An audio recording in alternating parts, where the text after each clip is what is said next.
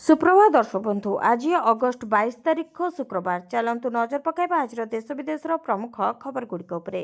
किंतु ता पूर्व जदि आपण माने हम वीडियो को लाइक करना हम वीडियो को लाइक करी कमेंट रे जय जगन्नाथ लिखंतु। जीएसटी रे हेबो बड़ परिवर्तन, चाषी मध्यवित्तंकु मिलिबो आश्वस्ति। जीएसटी हार को जुक्तियुक्त कराइबा संपर्क में राज्यगुड़िकर अर्थनीति गोष्ठीर एक गुरुत्वपूर्ण बैठक में केंद्र सरकार प्रस्ताव को ग्रहण करा जायछि। बैठक में टिकस स्लैब को 5% एवं 18% को ह्रास करने केंद्रर प्रस्ताव उपरे आलोचना होइथिला, जेउथिरे जीओएम सहमत होइछि।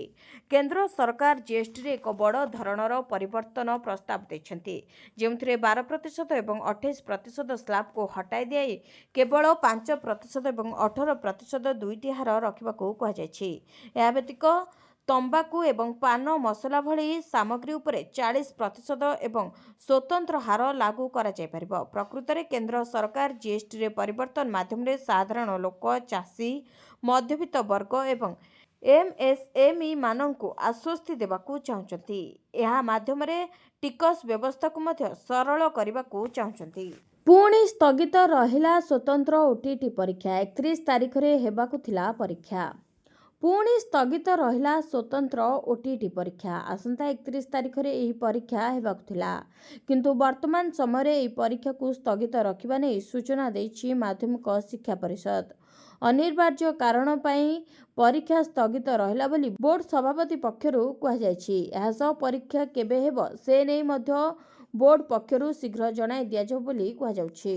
पारा गोड़े आसिला चिठी। जम्मू रेलवे स्टेशन को बोमारे उड़ाइबाकू धमक। जम्मूर एक रेलवे स्टेशन आईईडी ब्लास्टर धमक मिली। एही धमक गोटे पारा गोड़े बंधा होइथिबा चिठी लेखा होइथिला। एही पाराटी को गतकाली भारत पाकिस्तान सीमावर्ती अंचल धरा जायछि। तेबे धमक मिलिबा परे जम्मू डिविजन संवेदनशील स्थान गुड़िक सुरक्षा को बढ़ाई दि जायछि।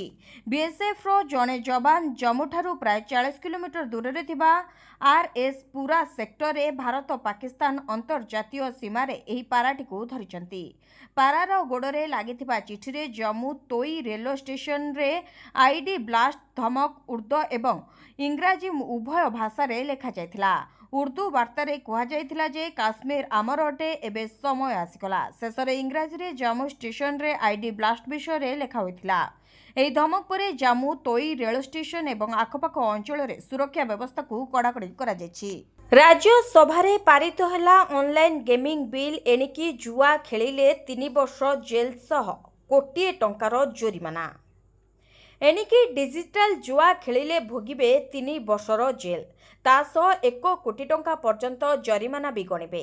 लोकसभा परे राज्यसभा रे पारित होइछि ऑनलाइन गेमिंग बिल 2025। बाचनिक भोट बलरे एही बिल पारित होइछि।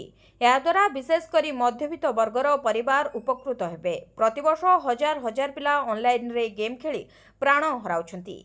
गेम रे सर्वस्व हराइबा परे आत्महत्या करुथबा खबर मध्य सामना को आसुछि। याको दृष्टि रखी संसद रे ऑनलाइन गेमिंग बिल नै बिल आसिथिला। तेबे लोकसभा परे राज्यसभा रे एही बिल को पारित करा जायछि। ब्रह्मपुर विश्वविद्यालय रे गंडगोल घटना। आईडी कार्ड नथिले कैंपस को प्रवेश निषेध। ब्रह्मपुर विश्वविद्यालय रे गंडगोल घटना रे बसिथिबा श्रृंखला कमिटी बैठक रे निया जायछि गुरुत्वपूर्ण निष्पत्ति। एणिकी आईडी कार्ड नथिले कैंपस को प्रवेश पाई अनुमति दिया जिवो नाही।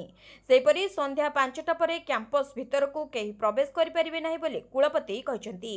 श्रृंखला कमिटी बैठक परे 5 छात्रों को कारण दर्शाओ नोटिस जारी करा जायछि। तेबे 24 घंटा रे उत्तर देबाकू निर्देश मध्य दिया जायछि। विश्वविद्यालय कुलपति अध्यक्षता रे बसिथिला बैठक। घंटाए काल विभिन्न प्रसंग रे आलोचना होइथिला। तेबे कैंपस को अणछात्र मुक्त करबा एवं छात्र छात्री सुरक्षा पर बैठक रे आलोचना होइथिला। भंज बिहारे 2 प्लाटून पुलिस फोर्स मुतयन होइथिले। गतकाली छात्र अणछात्र मुहांमुही हेबा परे उत्तेजनापूर्ण परिस्थिति देखिबाकू मिलिथिला। राज्य रे 800 बात्या आश्रयस्थली निर्माण करिबे सरकार, कहिले राजस्व मंत्री। राज्य निर्माण हेब प्राय 800 बात्या आश्रयस्थली एने घोषणा कले राजस्व मंत्री सुरेश पुजारी। दिल्ली गस्त बेले से केंद्र गृहमंत्री को भेटी यही दाबी उठाई। मंत्री पुजारी कहते जे प्राकृतिक विपर्यय प्रवण अंचल स्कूलगुड़िक निकट में आश्रयस्थलीगुड़िक निर्माण हेब। एगुड़िक बहुमुखी हेब जहाँ विपर्यय समय आश्रय प्रदान करिब एवं अन्य समय सामाजिक कार्य व्यवहृत हेब। याद्वारा आश्रयस्थलीगुड़िक अवहेलित अवस्था रहिब नाही।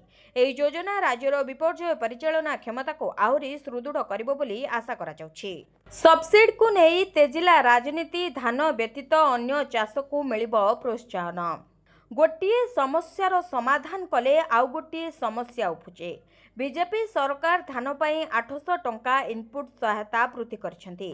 फलरे जेउ चाषी अन्य चाष करुथिले सेमाने वर्तमान धान चाष करुछंती। एथिपाई अन्य फसल प्रभावित होई पारे। अन्य फसल को प्रोत्साहन किपरि मिलिब से नै सरकार योजना करतुबा कहचंती राजस्व मंत्री सुरेश पुजारी। सेपटे बीजेडी कहची सरकार को आसला परे मानिले एफसीआई रे समस्या अछि। 1 कोटी लक्ष मेट्रिक टन धान क्रय पाई चुक्ति होइथिला। 1 कोटी लक्ष मेट्रिक टन धानरू 64 लक्ष मेट्रिक टन धानर चाउल बाहरे। तेबे 28 लक्ष मेट्रिक टन रो आवश्यक पड़े। सरप्लस 34 लक्ष मेट्रिक टन। पूर्वरु सर्वाधिक 15 लक्ष मेट्रिक टन चाउल ओडिशारू उठाउछि एफसीआई। मंत्री एबे स्वीकार करुछंती एफसीआई रे समस्या अछि। गोदाम जेतिक अछि सबु फुल। अतीतरे जेतिकी हेउथिला अधिकांश मिलरक पाखरे चाउल रहुथिला। सरकार निज गोड़को निजे मारुछंती। तेबे 800 टंका इनपुट सहायता राशि देबा परे आउ केते बजेट रहिबो जे अन्य चाष को प्रोत्साहन करिवे। अधिक धान चाष एहा द्वारा करिवे चाषी, किंतु डाली जातीय हेउ अबा चिनाबादाम चाष केमिति प्रोत्साहित हेबो बोली प्रश्न करिसेंती बीजेडी विधायक प्रताप देव। हाथी को सुरक्षा पई स्वतंत्र नीति आनिबे सरकार। मुख्यमंत्री मोहन माझी को बड़ घोषणा। हाथी सुरक्षा पई स्वतंत्र नीति आनिबे सरकार। मानव हाथी सहबास्थान अंतर्जातीय कर्मशाला रे एने घोषणा होछि। निजे मुख्यमंत्री मोहन चरण माझी एने घोषणा करछंती। तेबे चंदका गोड़ी बारी रे गवेषणा पई खोलिला एही स्वतंत्र केंद्र। गत 10 वर्ष रे 750 हाथी प्राण हराइथिबा बेले हाथी मनीष लड़ाई रे जाइछि 900 जीवन। अनेक स्थान रे हाथींकर उत्पात मध्य देखिबाकु मिलिछि। घरे पसी अनेक लोकंक जीवन नेउछंती एही हाथी। तेबे गतकाली राति रे एमिति एक घटना केउंझर जिल्ला रे देखिबाकु मिलिथिला। घरे पसी वृद्धांकु मारी देइथिला दंता। चंपुआ रेंज वर्धना गाँव रे दंतांक आतंक देखिबाकु मिलिथिला। तेबे घरे पसी धान चाउल खाइबा सह वृद्धांकु दली मारी देइथिला दंता। एही सबु घटना पाई मुख्यमंत्री मोहन चरण माझी अंतर्जातीय कर्मशाला को उद्घाटन करी हाथींक पाई स्वतंत्र नीति आसिबा विषय रे कहचंती। बारंगरे हेबो देशर प्रथम दृष्टिबाधित विश्वविद्यालय। 30 एकर जमी चिन्हट। बारंगरे हेबो देशर प्रथम दृष्टिबाधित विश्वविद्यालय। एथिपाई जमी चिन्हट प्रक्रिया शेष होइथिबा बेले सामाजिक सुरक्षा और भिन्नक्षम सशक्तिकरण विभाग चूड़ांत अनुमोदन अपेक्षार रही। एथिपाई 30 एकर जमी चिन्हट करा जाई आवंटन प्रक्रिया आरंभ होइछि। गंगेश्वर मौजारे निर्माण हेबो देशर प्रथम दृष्टिबाधित विश्वविद्यालय। तेबे विभाग पक्षरु कटक सहर भितरे जमी बाछिबा पई कुहा जायथिला, किंतु सहर भितरे एक विश्वविद्यालय पई आवश्यक जमी मिलि पार नथला। तेणु सहर बाहरे गंगेश्वर मौजारे निर्माण हेबो देशर प्रथम दृष्टिबाधित विश्वविद्यालय। प्राथमिक पर्यायर बारंगरे पाखापाखि 40 एकर जमी अधिग्रहण पई बछा जायथिला, किंतु परवर्ती समय विश्वविद्यालय पई पाखापाखि 30 एकर जमी चिन्हट होइथिला। अन्यपक्षे राज्य में वर्तमान पाखापाखि 26टी दृष्टिबाधित विद्यालय अछि। एही विद्यालय मानकरे पढ़ुवा छात्र छात्री माने आगको दृष्टिबाधित विश्वविद्यालय द्वारा अधिक उपकृत होई परिबे बोली जिला सामाजिक सुरक्षा अधिकारी प्रकाश करिसेंती। आसंता 25 जाए राज्य में लागि रहिबो वर्षा। 7 जिल्ला रे प्रबलरु अति प्रबल वर्षा नै येलो वार्निंग जारी। राज्यर विभिन्न स्थान में प्रबल वर्षा नै पूर्व अनुमान करिछि पाणीपाग विभाग। 7 जिले में प्रबल वर्षा सह बिजुली घड़घड़ी नहीं येलो वार्निंग जारी करिछि आंचलिक पाणीपाग विज्ञान केन्द्र। बालेश्वर, मयूरभंज, केन्दुझर, सुंदरगढ़, झारसुगुड़ा, संबलपुर और बरगढ़ रे ପ୍ରବଳ ବର୍ଷା ହେବାର ଆଶଙ୍କା ରହିଛି। ଏହିସବୁ ଜିଲ୍ଲାରେ ଘଣ୍ଟା ପ୍ରତି 30ରୁ 40 କିଲୋମିଟର ବେଗରେ ପବନ ବହିପାରେ। ତେବେ ଆସନ୍ତା 25 ତାରିଖ ଯାଏଁ ବର୍ଷା ନେଇ ପାଣିପାଗ ବିଭାଗ ପୂର୍ବ ଅନୁମାନ କରିଛି। ସେହିପରି ଆଜି ପ୍ରବଳ ବର୍ଷା ସମ୍ଭାବନା ଥିବା ନେଇ କେନ୍ଦୁଝର, ସୁନ୍ଦରଗଡ଼, ମୟୂରଭଞ୍ଜ, ଝାରସୁଗୁଡ଼ା, ସମ୍ବଲପୁର ଓ ବରଗଡ଼କୁ ୟେଲୋ ୱାର୍ଣ୍ଣିଂ ଜାରି କରାଯାଇଛି। ତେବେ 25 ତାରିଖ ପରଠାରୁ ବର୍ଷାର ପରିମାଣ କମିବ ବୋଲି ଅନୁମାନ କରାଯାଉଛି। ଏପଟେ 24 ବେଳକୁ ଆଉ ଏକ ଲଘୁଚାପ ସମ୍ଭାବନା ରହିଛି। ରାଜ୍ୟରେ ମୌସୁମୀ ଋତୁରେ ଏଯାଏଁ ସ୍ୱାଭାବିକ ବୃଷ୍ଟିପାତ 801.5 ମିଲିମିଟର ବର୍ଷା ହେବା କଥା, କିନ୍ତୁ ଏଯାଏଁ 754.9 ମିଲିମିଟର ବର୍ଷା ରେକର୍ଡ କରାଯାଇଛି। ଏହି ସମୟ ମଧ୍ୟରେ 2 ଜିଲ୍ଲାରେ ଅତ୍ୟଧିକ ବୃଷ୍ଟିପାତ ହୋଇଥିବା ବେଳେ 21 ଜିଲ୍ଲାରେ ସ୍ୱାଭାବିକ ବର୍ଷା ଓ ବାକି 7 ଜିଲ୍ଲାରେ ନିଅଣ୍ଟିଆ ବର୍ଷା ହୋଇଛି। ବଦଳି ସ୍ଥାନରେ ତୁରନ୍ତ ଯୋଗଦିଅ, ନହେଲେ ଦରମା କଟିବ। ଯେଉଁ ସ୍ଥାନକୁ ବଦଳି ହୋଇଛି ତୁରନ୍ତ ଯୋଗଦିଅ। କୃଷି ସଚିବ ଡକ୍ଟର ଅରବିନ୍ଦ କୁମାର ପାଢ଼ୀ ଏମିତି ଏକ ଆଦେଶନାମା ଜାରି କରି କହିଛନ୍ତି ଯେ ସମସ୍ତ ପଦୋନ୍ନତି ପ୍ରାପ୍ତ ବା ବଦଳି ହୋଇଥିବା ଅଧିକାରୀମାନେ ବିଳମ୍ବ ନକରି ସେମାନଙ୍କର ନିଯୁକ୍ତ ସ୍ଥାନରେ ଯୋଗ ଦେବା ଉଚିତ ଏବଂ କୌଣସି ପରିସ୍ଥିତିରେ ସରକାରୀ ଉଦ୍ଦେଶ୍ୟର କାର୍ଯ୍ୟକାରିତାକୁ ସ୍ଥଗିତ ରଖାଯିବ ନାହିଁ। ଅଗଷ୍ଟ 31, 2025 ସୁଦ୍ଧା ତାଙ୍କ ନିଯୁକ୍ତ ସ୍ଥାନରେ ଯୋଗ ଦେବାରେ ବିଫଳ ହୋଇଥିବା ଯେକୌଣସି ଅଧିକାରୀ ଶୃଙ୍ଖଳାଗତ କାର୍ଯ୍ୟାନୁଷ୍ଠାନ ପାଇଁ ଦାୟୀ ରହିବେ ଏବଂ ଏପରି ଅଧିକାରୀମାନଙ୍କର ଦରମା ଆସନ୍ତା ସେପ୍ଟେମ୍ବର ମାସରୁ ବନ୍ଦ କରାଯିବ। ପୋଷ୍ଟିଂ ଆଦେଶର ପରିବର୍ତ୍ତନ ପାଇଁ ଅନୈତିକ ବାହ୍ୟ ପ୍ରଭାବ ଆଣିବାର ପ୍ରୟାସ କଲେ କଠୋର କାର୍ଯ୍ୟାନୁଷ୍ଠାନ ଗ୍ରହଣ କରାଯିବ ବୋଲି ଚେତାଇ ଦିଆଯାଇଛି। ନିର୍ଦ୍ଦେଶାଳୟ କ୍ଷେତ୍ର ପ୍ରତିଷ୍ଠାନର ମୁଖ୍ୟ ଅଧିକାରୀମାନଙ୍କୁ ଆଦେଶର ଅନୁପାଳନ ଉପରେ ନଜର ରଖିବାକୁ ଏବଂ କାର୍ଯ୍ୟସ୍ଥଳରେ ଯୋଗଦାନ ନ ଦେଉଥିବା ମାମଲାଗୁଡ଼ିକୁ ବିଭାଗରେ ରିପୋର୍ଟ କରିବାକୁ ନିର୍ଦ୍ଦେଶ ଦେଇଛନ୍ତି। ତେବେ ତୃଣମୂଳ ସ୍ତରରେ କାର୍ଯ୍ୟାଳୟଗୁଡ଼ିକର ସୁଗମ କାର୍ଯ୍ୟ ପାଇଁ ଏହି ବିଜ୍ଞପ୍ତି ଜାରି କରାଯାଇଛି। ମାଓବାଦୀଙ୍କୁ ବଳ ଦେଉଛି କିଏ? କେମିତି ଓଡ଼ିଶାକୁ ଆସୁଛି ବିସ୍ଫୋରକ? 2026 ସୁଦ୍ଧା ଦେଶ ମାଓମୁକ୍ତ ହେବ, ଏମିତି ଟାର୍ଗେଟ ଦେଇଛନ୍ତି କେନ୍ଦ୍ର ଗୃହମନ୍ତ୍ରୀ ଅମିତ ଶାହା। ଏହାକୁ କାର୍ଯ୍ୟକାରୀ କରିବାକୁ ଓଡ଼ିଶା, ଛତିଶଗଡ଼, ଝାଡ଼ଖଣ୍ଡ ଓ ତେଲେଙ୍ଗାନା ଅଣ୍ଟା ଭିଡ଼ିଛନ୍ତି। ଜଙ୍ଗଲରେ ଜୋରଦାର ଚାଲିଛି ଅପରେସନ। ନିୟୋଜିତ ହୋଇଛନ୍ତି କେନ୍ଦ୍ରୀୟ ସୁରକ୍ଷା ବଳ। ଯବାନଙ୍କ ଆକ୍ରମଣାତ୍ମକ ଅଭିଯାନରେ କମ୍ପୁଛି ମାଓଗଡ଼। ସମର୍ଥନ ଗୋଟାଇବାକୁ ଶେଷ ଚେଷ୍ଟା କରୁଛନ୍ତି ମାଓବାଦୀ। ଏମିତି ସମୟରେ ଗୃହ ଶତ୍ରୁ ବିଭୀଷଣ ସାଜିଛନ୍ତି ମାଫିଆ। ସୁନ୍ଦରଗଡ଼ ସରଣ୍ଡା ଜଙ୍ଗଲରୁ 5000 ଟନ୍ ବିସ୍ଫୋରକ ଲୁଟ୍ ଏହି ସଂକେତ ଦେଇଥିଲା। ତଥାପି ଚେତିଲାନି ପୋଲିସ କି ପ୍ରଶାସନ। ପଛକୁ ପଛ କନ୍ଧମାଳ ହୁମ୍ମା ଜଙ୍ଗଲରୁ ମାଟି ତଳୁ ଜବତ ହେଲା 600 ଡିଟୋନେଟର। ଗଞ୍ଜାମରୁ 10 ଟନ୍ ବିସ୍ଫୋରକ ବି ପାଇଲା ପୋଲିସ। ଏବେ ଝାଡ଼ଖଣ୍ଡ ସୀମାରୁ ବି ପୋଲିସକୁ ମିଳିଛି ବିସ୍ଫୋରକ ସାମଗ୍ରୀ। ଜଗି ରହିଛନ୍ତି ଯବାନ, ହେଲେ ଭୟରେ ଥରୁଛନ୍ତି ସ୍ଥାନୀୟ ବାସିନ୍ଦା। ତେବେ ମାଓବାଦୀଙ୍କୁ କିଏ ଡିଟୋନେଟର ଦେଉଛି, ସେ ରହସ୍ୟର ମୂଳ ଯାଏ ପହଞ୍ଚି ପାରୁନି ପୋଲିସ। ନିଷିଦ୍ଧ ଡିଟୋନେଟର ପ୍ରସ୍ତୁତି ପାଇଁ କିଏ ଦେଉଛି ଲାଇସେନ୍ସ, ଜାଣିବାକୁ ଚାହୁଁନାହାନ୍ତି ସରକାର। ପୋଲିସ ଅଧିକାରୀ ଠାରିଲେଣି ଯେ ମାଓବାଦୀଙ୍କ ସହ ହାତ ମିଳାଇଛନ୍ତି ଖଣି ମାଫିଆ, ହେଲେ ଏମାନେ କିଏ ଏ ନାଁ ସାମ୍ନାକୁ ଆସିପାରୁନି। ଏଠାରେ ପ୍ରଶ୍ନ ଉଠୁଛି, ଦେଶ ସୁରକ୍ଷା ସହ ସାଲିସ କରୁଥିବା ଅପରାଧୀ ତତ୍ତ୍ୱଙ୍କ ସହିତ କିଏ କାହିଁକି ବୁଝାମଣା କରୁଛି? ମାଓବାଦୀଙ୍କ ପଛର ଚେହେରାଙ୍କୁ ଆଗକୁ ଆଣିବାକୁ ପ୍ରଶାସନ କୁନ୍ତୁ କୁନ୍ତୁ ହେଉଛି କାହିଁକି? ନବୀନଙ୍କ ଉପରେ ଦିଲ୍ଲୀର ଆଖି, ଭୋଟ ଉପରେ ମୋଦି ଓ ରାହୁଲଙ୍କ ନଜର। କ୍ଷମତାରୁ ହଟିଛନ୍ତି ନବୀନ। ଦିଲ୍ଲୀରେ ମୂଲଚାଲ କରିବାକୁ ସୁଯୋଗ ବି ନାହିଁ। ହେଲେ ନବୀନଙ୍କୁ ନିଜ ଆଡ଼କୁ ନେବାକୁ ଏବେ ବି ଏନ୍ଡିଏ ଓ ଇଣ୍ଡିଆ ମେଣ୍ଟର କସରତ ଚାଲିଛି। କାରଣ ନବୀନଙ୍କ ପାଖରେ ଓଡ଼ିଶାରେ ରହିଛି ବଡ଼ ଭୋଟ ବ୍ୟାଙ୍କ। ସୋମବାର ରାଜନାଥଙ୍କ ଫୋନ୍ କଲ୍ ପରେ ବୁଧବାର ହସ୍ପିଟାଲରେ ଚିକିତ୍ସିତ ହେଉଥିବା ନବୀନଙ୍କ ନିକଟକୁ ଆସିଥିଲା ପ୍ରଧାନମନ୍ତ୍ରୀ ନରେନ୍ଦ୍ର ମୋଦିଙ୍କ ଟେଲିଫୋନ୍। ସ୍ୱାସ୍ଥ୍ୟ କଥା ବୁଝିବା ପରେ ଦିଲ୍ଲୀ ଆସିବାକୁ ସେ ନିମନ୍ତ୍ରଣ ଦେଇଥିଲେ। ଆଉ ପରେ ପରେ ସନ୍ଧ୍ୟାରେ କଂଗ୍ରେସର ମୁଖିଆ ମଲ୍ଲିକାର୍ଜୁନ ଖଡ଼ଗେ ନବୀନଙ୍କୁ ଫୋନ୍ କରି ଆଶୁ ଆରୋଗ୍ୟ କାମନା କରିଥିଲେ। ତେବେ ଦିଲ୍ଲୀରୁ ଆସୁଥିବା ଫୋନ୍ କଲ୍କୁ ଦେଖିଲେ ସଂକେତ ମିଳୁଛି ଯେ ସଂଖ୍ୟା କମ୍ ଥାଇ ମଧ୍ୟ ଜାତୀୟ ରାଜନୀତିରେ ଏବେ ବି ନବୀନଙ୍କର ଦବଦବା ରହିଛି। ସମ୍ଭବତଃ ହୋଇପାରେ ଯେ ଆସନ ସଂଖ୍ୟାରେ ବିଜେଡି ପଛୁଆ ଥିଲେ ମଧ୍ୟ ଭୋଟ ସଂଖ୍ୟାରେ ବିଜେଡି ଆଗରେ ରହିଛି। ବିଜେପି 1,64,827 ଖଣ୍ଡ ଭୋଟ ପାଇ ଶାସନକୁ ଆସିଥିବା ବେଳେ ବିଜେଡି 1,01,02,254 ଖଣ୍ଡ ଭୋଟ ପାଇ ବିରୋଧୀ ଆସନରେ ବସିଛି। ତେଣୁ ଉଭୟ କଂଗ୍ରେସ ଓ ବିଜେପି ବିଜେଡିର ବଡ଼ ଭୋଟ ବ୍ୟାଙ୍କ ଉପରେ ନଜର ରଖିବା ସହ ନବୀନଙ୍କୁ ନିଜ ପକ୍ଷକୁ ନେବାକୁ କସରତ କରୁଛନ୍ତି। ସେପ୍ଟେମ୍ବର 9ରେ ଉପରାଷ୍ଟ୍ରପତି ନିର୍ବାଚନ। ଏପର୍ଯ୍ୟନ୍ତ ବିଜେଡି ନିଜର ସମର୍ଥନ କାର୍ଡ ଖୋଲିନି। ହେବନି। ସେପଟେ ବିଜେପିର ବରିଷ୍ଠ ନେତା ତଥା ପୂର୍ବତନ ମନ୍ତ୍ରୀ ବିଶ୍ୱେଶ୍ୱର ଟୁଡୁଙ୍କ ଭବିଷ୍ୟବାଣୀ ରାଜନୈତିକ ଚର୍ଚ୍ଚା ସୃଷ୍ଟି କରିଛି। ବିଶ୍ୱେଶ୍ୱର କହିଛନ୍ତି, ଯେତେ ଯିଏ ଫୋନ୍ କଲ୍ କଲେ ବି ବିଜେଡି ଏନ୍ଡିଏ ପ୍ରାର୍ଥୀଙ୍କୁ ସମର୍ଥନ ଦେବ। ଜବାବରେ ବିଜେଡି କହିଛି, ନବୀନଙ୍କ ଦବଦବା ଦିଲ୍ଲୀରେ ରହିଛି। ଏନ୍ଡିଏ ଇଣ୍ଡିଆ ନା ସମଦୂରତ୍ୱ ଉପରାଷ୍ଟ୍ରପତି ନିର୍ବାଚନରୁ ହିଁ ଜଣାପଡ଼ିଯିବ ଯେ ଆଗକୁ ନବୀନଙ୍କର ଆଭିମୁଖ୍ୟ କ'ଣ ରହିବ। ଇସ୍ରାଏଲକୁ ଇରାନର ଚେତାବନୀ, ଆକ୍ରମଣ କଲେ ଭୋଗିବ ଭୟଙ୍କର ପରିଣାମ। ଇରାନର ଇସ୍ରାଏଲକୁ ମିସାଇଲ ଧମକ। ଇରାନ କହିଛି ଯେ ଇସ୍ରାଏଲର ଯେକୌଣସି ନୂଆ ଆକ୍ରମଣ ପାଇଁ ସେ ପ୍ରସ୍ତୁତ ଅଛି। ନିକଟରେ ହୋଇଥିବା 12 ଦିନିଆ ଯୁଦ୍ଧରେ ବ୍ୟବହୃତ ମିସାଇଲରୁ ଅଧିକ କ୍ଷମତା ଏବଂ ଦକ୍ଷତା ସମ୍ପନ୍ନ ଥିବା ମିସାଇଲ ତିଆରି କରିଥିବା ସେ ଘୋଷଣା କରିଛି। ଅଫିସିଆଲ ଇରାନା ନ୍ୟୁଜ୍ ଏଜେନ୍ସି ଦ୍ୱାରା ଉଦ୍ଧୃତ ପ୍ରତିରକ୍ଷା ମନ୍ତ୍ରୀ আজিজ ନାସିର ଜାଦେହ କହିଛନ୍ତି ଯେ 12 ଦିନିଆ ଯୁଦ୍ଧରେ ବ୍ୟବହୃତ ମିସାଇଲଗୁଡ଼ିକ କିଛି ବର୍ଷ ପୂର୍ବେ ତିଆରି ହୋଇଥିଲା। ଇରାନ କହିଛି, ଇସ୍ରାଏଲ ଯୁଦ୍ଧ ସମୟରେ ନଷ୍ଟ ହୋଇଥିବା ଏୟାର ଡିଫେନ୍ସ ସିଷ୍ଟମ ବଦଳାଇଲା। ଏବେ ଆମେ ପୂର୍ବ ଅପେକ୍ଷା ଅଧିକ ଦକ୍ଷତା ସମ୍ପନ୍ନ କ୍ଷେପଣାସ୍ତ୍ର ତିଆରି କରିଛୁ।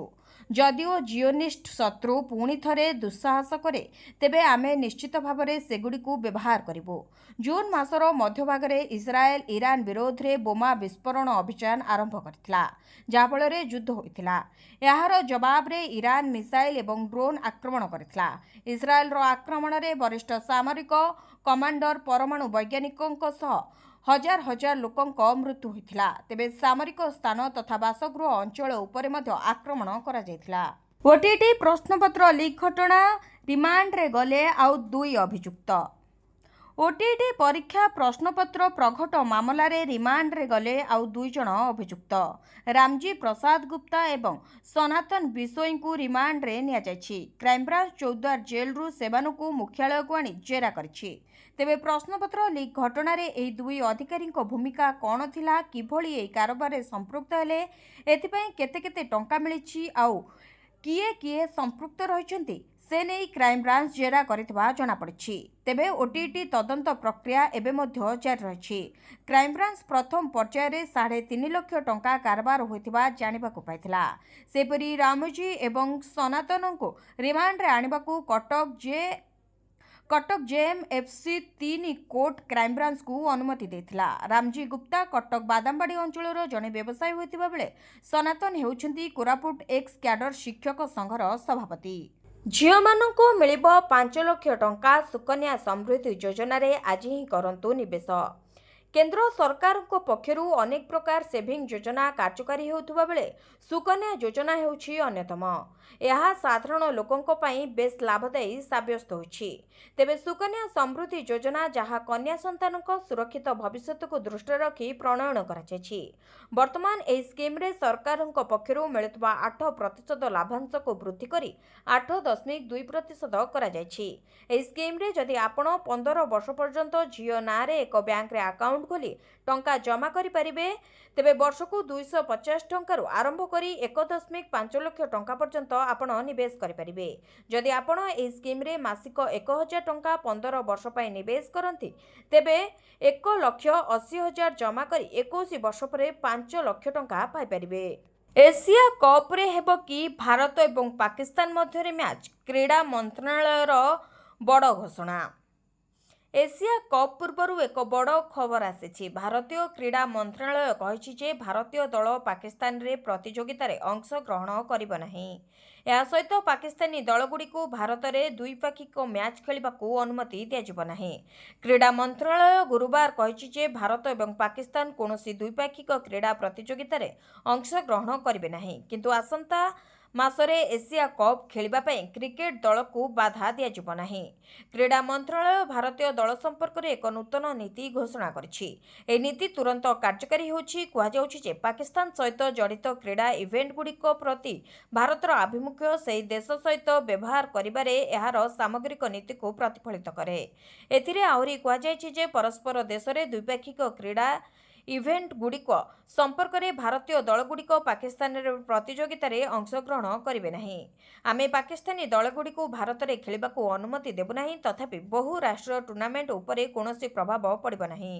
କ୍ରୀଡ଼ା ମନ୍ତ୍ରଣାଳୟର ଏକ ସୂତ୍ର କହୁଛି ଯେ ଭାରତୀୟ କ୍ରିକେଟ ଦଳକୁ ଏସିଆ କପ୍ ଖେଳିବାକୁ ରୋକିବୁ ନାହିଁ କାରଣ ଏହା ଏକ ବହୁ ରାଷ୍ଟ୍ରୀୟ ଟୁର୍ଣ୍ଣାମେଣ୍ଟ। ସେ ଆହୁରି ମଧ୍ୟ କହିଛନ୍ତି ଯେ ପାକିସ୍ତାନକୁ ଦ୍ୱିପାକ୍ଷିକ ପ୍ରତିଯୋଗିତା ପାଇଁ ଭାରତ ମାଟିକୁ ଆସିବାକୁ ଅନୁମତି ଦିଆଯିବ ନାହିଁ। ପୁଣି ଗର୍ଜିଲେ ଅଙ୍ଗନବାଡି କର୍ମୀ, ହକ୍ ପାଇଁ ସାରା ରାଜ୍ୟରେ ଆନ୍ଦୋଳନ। ରାଜରାସ୍ତାକୁ ପୁଣି ଓହ୍ଲାଇଲେ ଅଙ୍ଗନବାଡି କର୍ମୀ, ହକ୍ ପାଇଁ ଦେଲେ ରଣହୁଙ୍କାର। All Odisha anganwadi ladies workers association ପକ୍ଷରୁ ରାଜ୍ୟବ୍ୟାପୀ ଆନ୍ଦୋଳନ କରାଯାଉଛି। ସୁନ୍ଦରଗଡ଼ ଓ ଭଦ୍ରକ ଜିଲ୍ଲାପାଳଙ୍କ କାର୍ଯ୍ୟାଳୟ ଘେରାଉ କରି ମୁଖ୍ୟମନ୍ତ୍ରୀଙ୍କ ଉଦ୍ଦେଶ୍ୟରେ ଦାବିପତ୍ର ପ୍ରଦାନ କରିଥିଲେ ଅଙ୍ଗନବାଡି କର୍ମୀ। ହଜାର ହଜାର କର୍ମୀ ଆସି ନିଜ ଦାବି ଉପସ୍ଥାପନ କରିଥିଲେ। ତେବେ ଆଇସିଡିଏସ୍ ନାମ ଉଚ୍ଛେଦ କରିବା ସହ ଅଙ୍ଗନବାଡି କର୍ମୀ ଓ ସହାୟିକାଙ୍କୁ ସରକାରୀ କର୍ମଚାରୀ ଘୋଷଣା କରାଯାଉ। ଅବସର ପରେ କର୍ମୀଙ୍କୁ 10 ଲକ୍ଷ ଓ ସହାୟିକାଙ୍କୁ 5 ଲକ୍ଷ ଟଙ୍କାର ଅବସରକାଳୀନ ଟଙ୍କା ପ୍ରଦାନ କରାଯାଉ। ଏଭଳି 11 ଦଫା ଦାବି ନେଇ ବିକ୍ଷୋଭ କରିଛନ୍ତି ଅଙ୍ଗନବାଡି କର୍ମୀ ଓ ସହାୟିକାମାନେ। ସେମାନେ ବିକ୍ଷୋଭ କରିବା ସହ ଜିଲ୍ଲାପାଳଙ୍କ ଜରିଆରେ ମୁଖ୍ୟମନ୍ତ୍ରୀଙ୍କ ଉଦ୍ଦେଶ୍ୟରେ ଦାବିପତ୍ର ପ୍ରଦାନ କରିଛନ୍ତି। ପୁଣି ଖୋଲିବାକୁ ଯାଉଛି ସୁଭଦ୍ରା ପୋର୍ଟାଲ, ଏକାଥରେ ଚତୁର୍ଥ ପର୍ଯ୍ୟାୟରେ ମିଳିବ 20,000 ଟଙ୍କା। ସୁଭଦ୍ରାର ତୃତୀୟ ପର୍ଯ୍ୟାୟ ଟଙ୍କା ରାକ୍ଷୀ ପୂର୍ଣ୍ଣିମାରେ ସରକାର ମହିଳାଙ୍କ ଖାତାକୁ ପଠାଇଛନ୍ତି।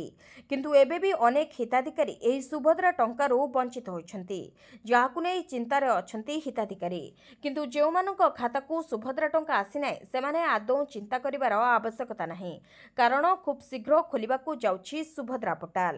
ଏବଂ ଯେଉଁମାନେ ଯୋଗ୍ୟ ହିତାଧିକାରୀ ହୋଇଛନ୍ତି ଏବଂ ସେମାନେ ସୁଭଦ୍ରା ଟଙ୍କା ପାଇନାହାନ୍ତି ତାହେଲେ ଆବେଦନ କରିପାରିବେ। ତେବେ ସିଧାସଳଖ ସେମାନେ 20,000 ଟଙ୍କା ପାଇପାରିବେ। ଏହି ଟଙ୍କା ଚତୁର୍ଥ ପର୍ଯ୍ୟାୟରେ ଦିଆଯିବ ବୋଲି ଜଣାପଡ଼ିଛି। ସେହିପରି 21 ବର୍ଷ ହୋଇଥିବା ଯୁବତୀମାନେ ମଧ୍ୟ ଏହି ସୁଭଦ୍ରା ପୋର୍ଟାଲରେ ଆବେଦନ କରି ସୁଭଦ୍ରା ଟଙ୍କା ପାଇପାରିବେ। ଚାଷୀଙ୍କ ଖାତାକୁ ଆସିପାରେ 2,000 ଟଙ୍କା, ଅଗଷ୍ଟ 27କୁ ଅପେକ୍ଷା। ଚାଷୀଙ୍କ ଖାତାକୁ ପୁଣି ଆସିପାରେ 2,000 ଟଙ୍କା। ଏହି ଟଙ୍କା କେନ୍ଦ୍ର ସରକାର ନୁହେଁ ବରଂ ରାଜ୍ୟ ସରକାର ଚାଷୀଙ୍କ ଖାତାକୁ ପଠାଇ ପାରନ୍ତି। ତେବେ ପିଏମ୍ କିଷାନର 20ତମ କିସ୍ତି ଅଗଷ୍ଟ 2 ତାରିଖରେ ମିଳିଥିବା ବେଳେ ଏବେ ସିଏମ୍ କିଷାନ ଟଙ୍କାକୁ ଅପେକ୍ଷା ରହିଛି। ତେବେ ଏହି ଟଙ୍କା ଅଗଷ୍ଟ 27 ତାରିଖରେ ଆସିବ ବୋଲି ଚର୍ଚ୍ଚା ହେଉଛି। କାରଣ ପ୍ରତିବର୍ଷ ନୂଆଖାଇରେ ଚାଷୀଙ୍କ ଖାତାକୁ ଟଙ୍କା ପଠାଇଥାନ୍ତି ରାଜ୍ୟ ସରକାର। ଚଳିତ ବର୍ଷ ନୂଆଖାଇ ଅଗଷ୍ଟ 27ରେ ପଡ଼ୁଥିବାରୁ ଏହି ଦିନ ଚାଷୀଙ୍କ ଖାତାକୁ ଟଙ୍କା ଆସିପାରେ ବୋଲି ଚର୍ଚ୍ଚା ଜୋର ଧରିଛି। କିନ୍ତୁ ଏନେଇ ସରକାରଙ୍କ ପକ୍ଷରୁ କୌଣସି ବିଜ୍ଞପ୍ତି ପ୍ରକାଶ ପାଇନି। ଭିଡ଼ିଓଟିକୁ ଶେଷ ଯାଏ ଦେଖିଥିବାରୁ ଆପଣଙ୍କୁ ଧନ୍ୟବାଦ। ଯଦି ଆପଣମାନେ ଏପର୍ଯ୍ୟନ୍ତ ଆମ ଭିଡ଼ିଓକୁ ଲାଇକ୍ କରିନାହାନ୍ତି ତାହେଲେ ଆମ ଭିଡ଼ିଓକୁ ଲାଇକ୍ କରି କମେଣ୍ଟରେ ଜୟ ଜଗନ୍ନାଥ ଲେଖନ୍ତୁ। ଏଥିସହିତ ଆମ ଚ୍ୟାନେଲକୁ ସବସ୍କ୍ରାଇବ୍ କରି ପାଖରେ ଥିବା ବେଲ୍ ଆଇକନ୍କୁ ପ୍ରେସ୍ କରନ୍ତୁ।